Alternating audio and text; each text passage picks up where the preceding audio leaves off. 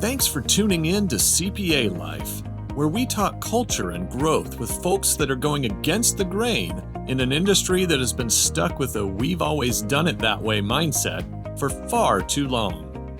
Join host John Randolph and learn how a sustainable, family-friendly career in public accounting doesn't have to be the exception to the rule. Welcome to CPA Life.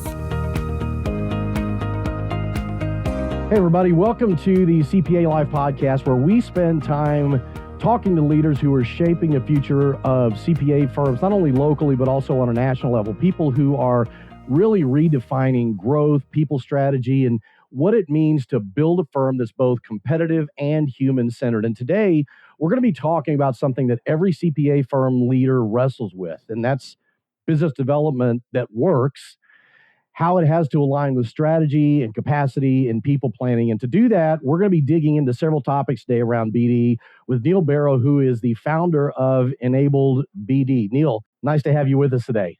Yeah, thanks, John. I appreciate it, man. It's going to be fun. Absolutely. A little bit of an intro on your background and kind of fill in gaps a little bit as we talk.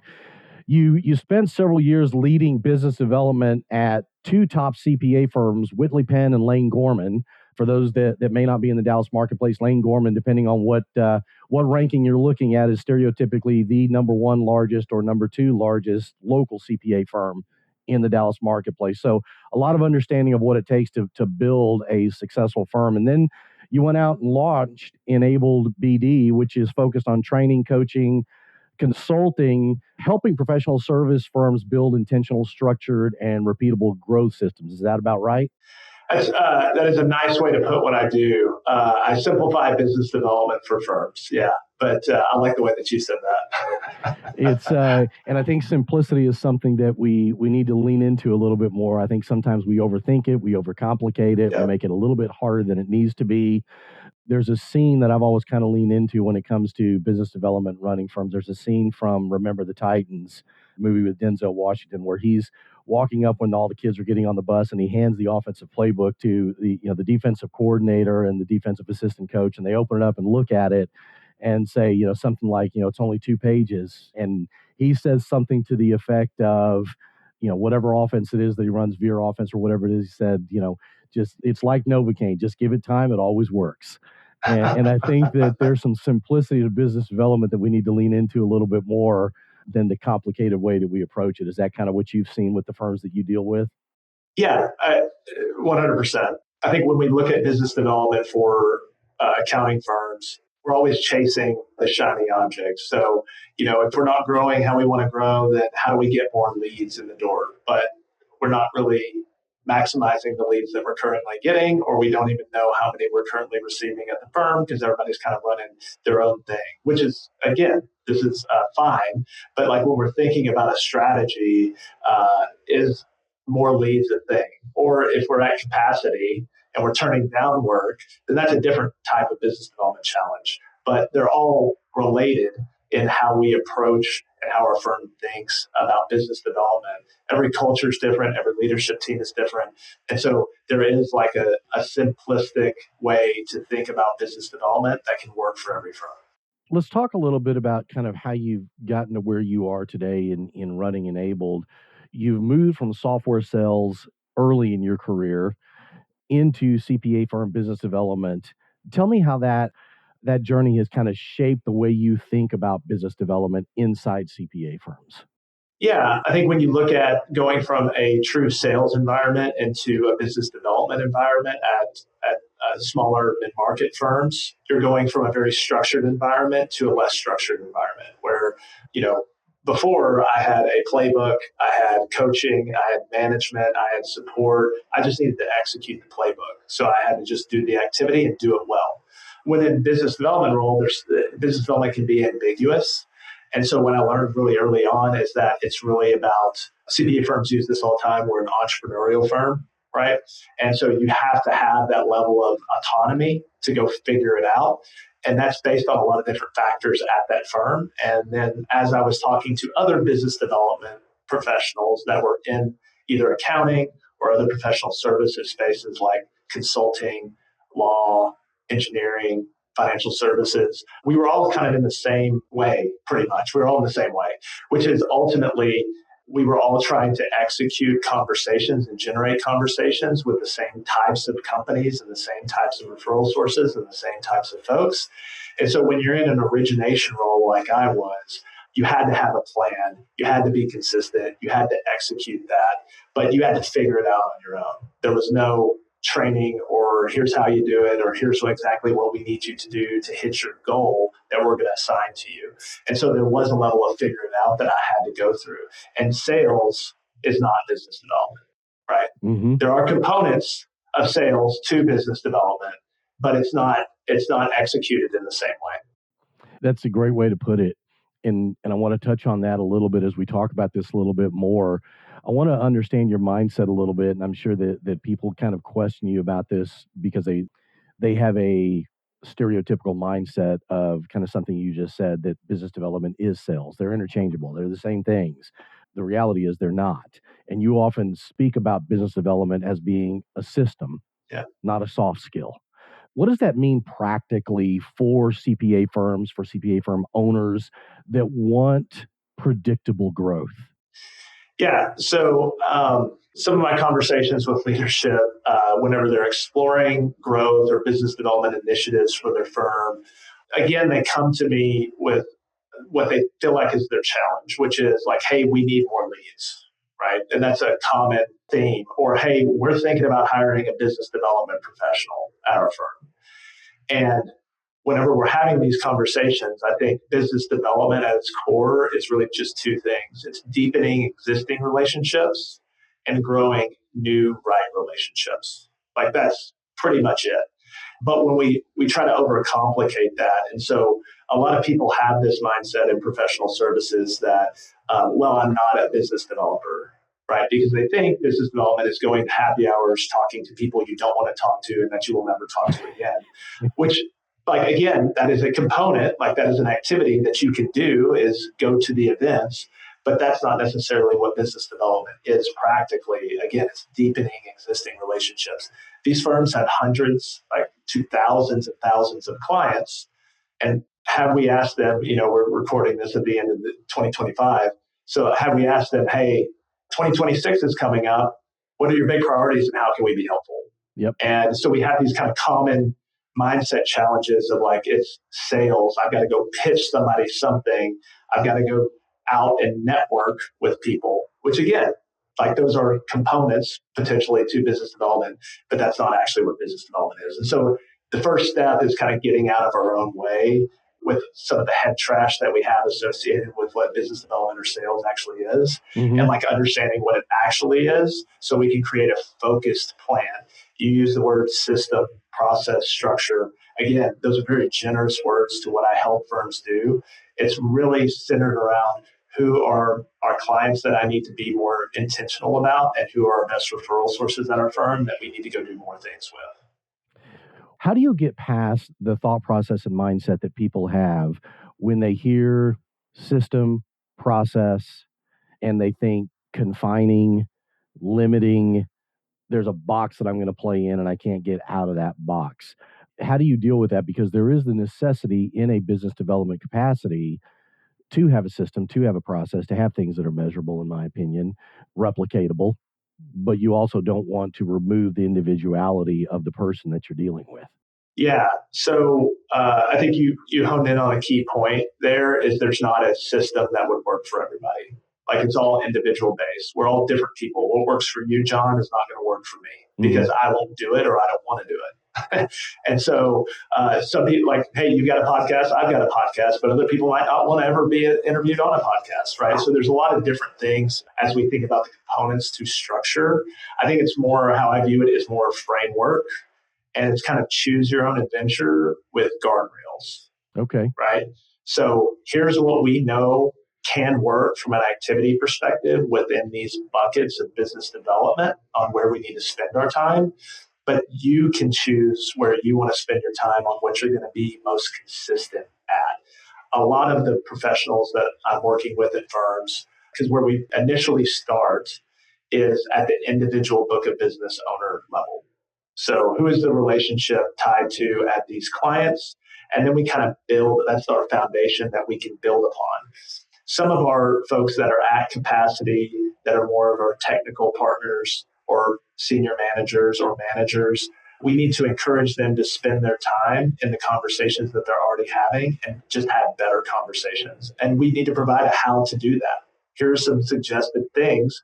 And then we're actually going to have you either report on your activity or we're going to measure that in some regard. But it's not, you don't need a robust CRM. You don't need anything more than an Excel spreadsheet and someone who cares to manage this. Yeah. And that's where, again, a lot of these firms need to start. Yeah, I think that so many times we think that there's got to be some type of a platform that we're working within. Yeah. So I've got to go make this big investment in Salesforce, and then I got to create the pipeline within Salesforce. And I got to create the tracking metrics. And no, Excel is going to work good enough for us. I say this a lot to firms is like that. I can give you all the best practices, but if you're not going to do them, they're not best practices. Yep. So like, why don't we just start again practically to generate conversations that matter? And then we're getting conversations coming into the firm. So how are we executing those better? Yeah, we touched on this before we started recording, and I wanted to dig into this a little bit. The firms that you talk to, or even the prospects that you've had conversations with, do you see that there's a bigger challenge in regards to new business development, bringing in new customers, or digging in deeper into the relationships that we have and either cross-selling opportunities or just expanding what already exists there? Yeah. So when you look at most firms, they feel like, and this is probably true, that and when I suggest that, hey, you've got all these clients, we need to go and talk to them intentionally, bring them new ideas, because we know what the number one reason why a client will leave the firm. It's because they are not being communicated with how they want to be communicated with, either with proactive advice or with check-ins or with a conversation. And so we know that to be true, but every firm tells me that they are good at it. Like that's in your proposal. I don't even have to have you send me your proposal to know that client communication and proactive advice is part of your messaging within your proposal. And so we need to start being intentional about making sure that we are executing on that promise to our clients. And most of our professionals, they like being valuable to their clients. But sometimes to be valuable to our clients, we need to understand what their expectations are around communication and how to execute on that to be proactive and intentional, even when we're busy. And so I think that going back to your question, I think that most firms come to me whenever they feel like that they have a lead problem. We need more leads. We need more opportunities. Man, Neil, if I could just get in front of more opportunities, we would just crush it, right? That could be true for sure, but I'm coming in at a practical standpoint and saying, hey, well, how do we maximize the opportunities that we're currently having? And so there is this kind of maybe friction to both, is like we feel pulled to go generate new opportunities, but we also know we need to cross-sell, and we're relying on our people just to go and do that. And I think it's a both. Like, okay, how can we be intentional about being focused around generating the new ideal clients that we want?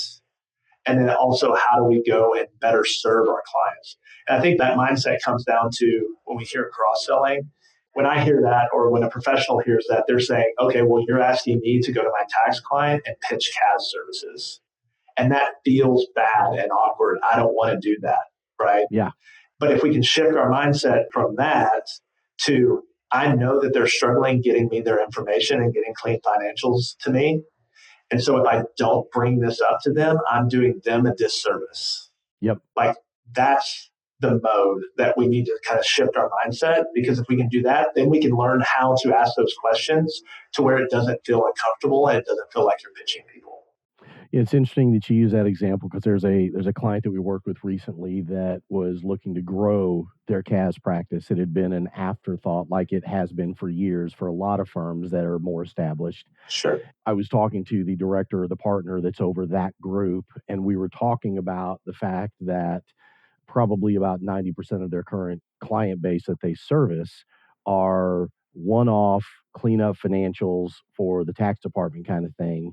And what he's been struggling with is getting the other partners to understand, hey, you realize that if we could talk to these clients about us doing this on a more consistent basis, that me calling you and saying, I need you to bang on your client to get me the information that I need to effectively do this job, those problems would go away for you and it'd make their lives better. And, he's talking about how that is one of their biggest struggles. Yeah. And it's a problem at most firms, right? And it's a challenge to solve for. And I think I think you're also dealing with capacity constraints hey, like all of our professionals, they have day jobs. Yeah. And business development is a small piece to a larger piece, depending on the season, depending on the skill set, depending on the want to, how much they built the muscle over time. And so I think it's unfair for us as leaders to ask our people, like, well, hey, just call your clients. Just ask them if they need CAD stuff. Go take them to lunch, which is what we hear often, without providing that how-to and support and some kind of collegial accountability. I'm a big fan of public shaming, where, hey, we need to show like who is doing what, because I think you can go and hide. Like you can get buried, like, hey, I've got work to do. I'm too busy to do this stuff. But we know that it's in the best interest of serving our clients and serving our community and being the trusted advisor if we do these things and generate conversations and ask good questions and provide advice. But again, how to and how do we make it easy at each of our firms looks different, and where to start looks different at every firm. Yeah, and I think that it's important because I'm with you. My saying for years is people will respect what they expect that you will inspect.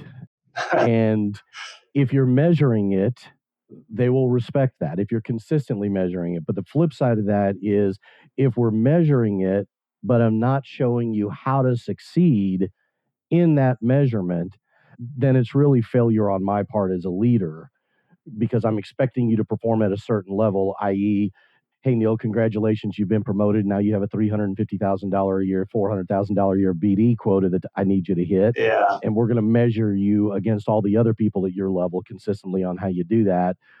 But I have no earthly idea how to tell you to do it or go do it. Just watch Bill over there because Bill's great at doing it, and you can probably pick up a couple of things from Bill. Yeah, you're exactly right. I think it's providing that level of support and the how associated with it. I think that's the biggest opportunity because I tie it back to our service lines. Like we wouldn't bring on a tax manager, like recruit a tax manager in, and then not train them on our software and how to do it and what's expected of them. Like we would.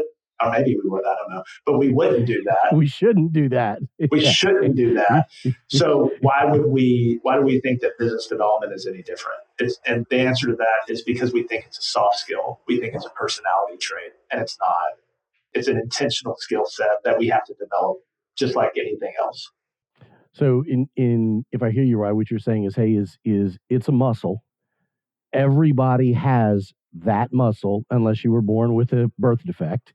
Everybody has that muscle. Some may develop that muscle better over time with the work that they're putting in. Somebody may get bigger biceps. We all have biceps, but this person's may get bigger for whatever reason than this person. It doesn't mean this person doesn't have it. Yeah. They just may not ever develop it to this level.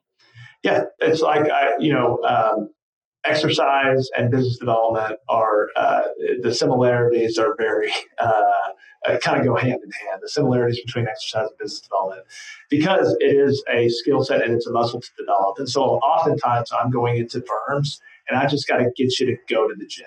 Mm-hmm. Like I'm not going to put you on a 12-week program immediately and change your diet and exercise and have you take on all this stuff because you're not going to do it. It's going to be overwhelming. And so a lot of the times we just got to step in the gym. And what I view the stepping in the gym as is looking at our book of business and the clients we serve and like really thinking about what activities do I need to do to help grow my muscle, right?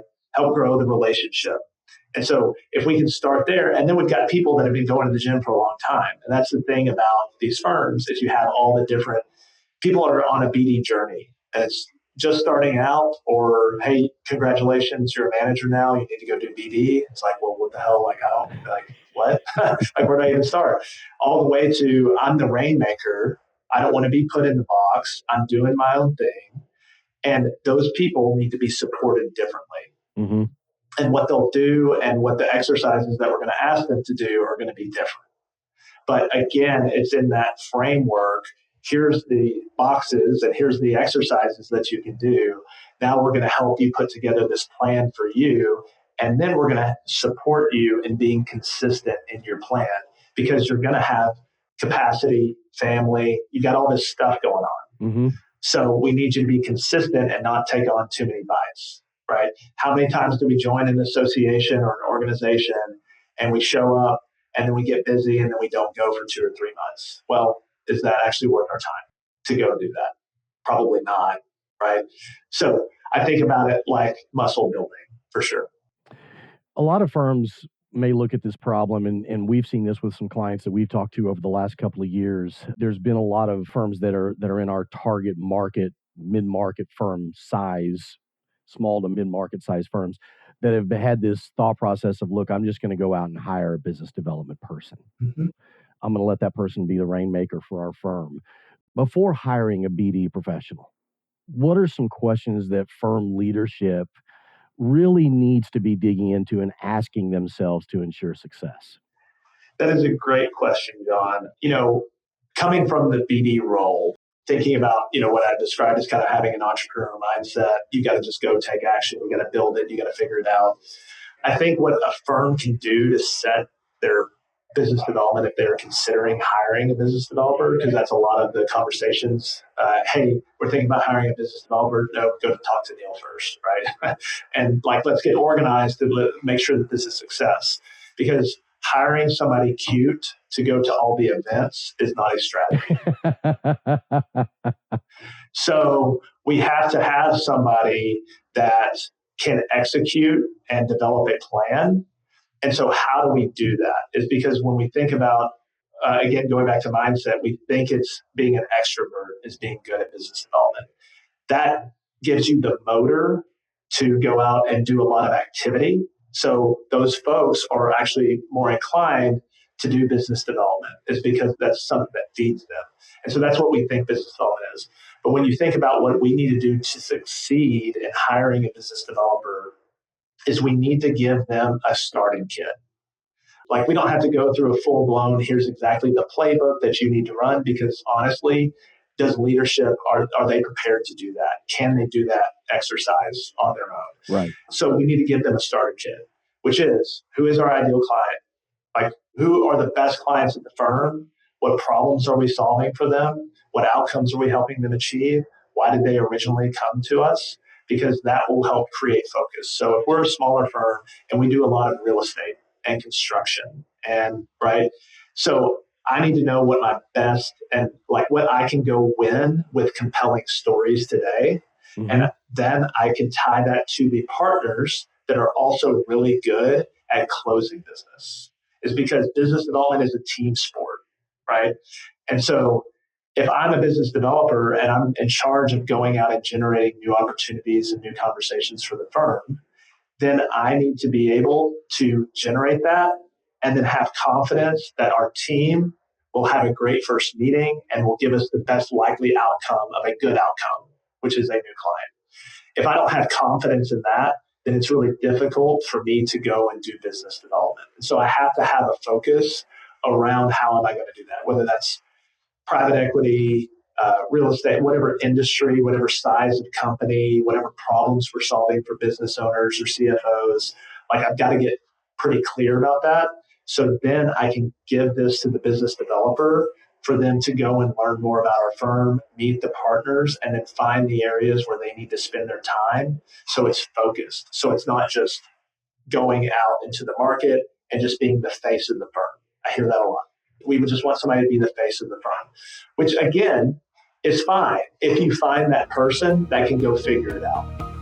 Where we struggle is we're setting ourselves up for frustration and not success when we don't give them some focus areas around what we're great at and which partners to partner with on the most likely good outcomes for the firm. Thanks for joining us for part 1 of John Randolph's conversation with Neil Barrow of EnabledBD. Part 2 will air December 31st. Be sure to check out CPALifepodcast.com for links and show notes, and join us next week. Merry Christmas from all of us at CPA Life.